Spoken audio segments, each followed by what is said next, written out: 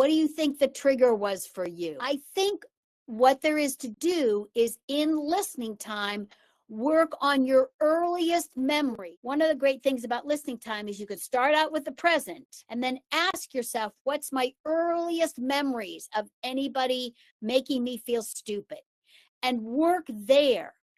When we work on those early hurts, then when somebody does it in the present, we don't get snapped back to the past.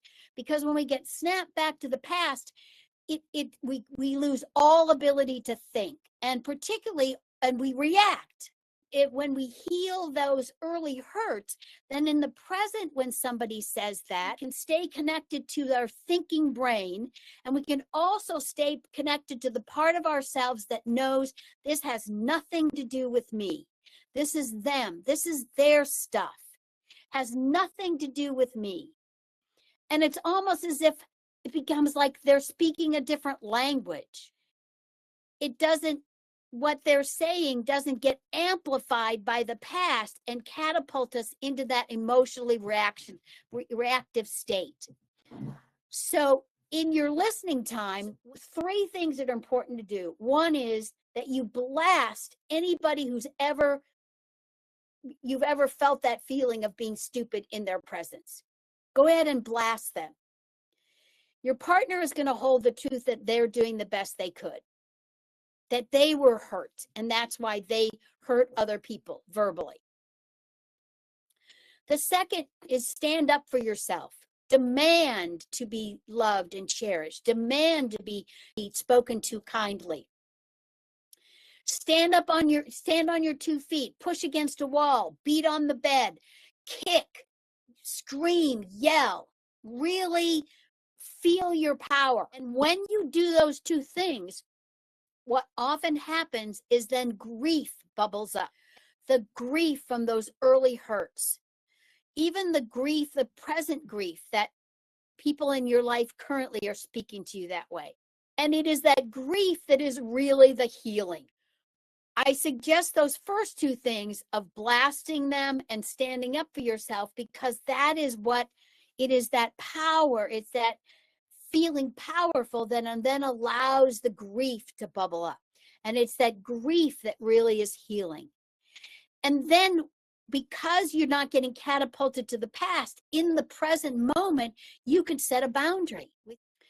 With our kids, when they snap at us that way, we stay calm and we're able to translate. You've got some icky feelings in you, and so you're blaming it on the apples. We say this to ourselves. This is our self-talk. This has nothing to do with me. You're having a really hard time. You must be hurting. You can translate it in your mind as to what's actually happening, what's actually going on with him. Oh, he's really hurting. He's having a hard time. He does not want to be like this.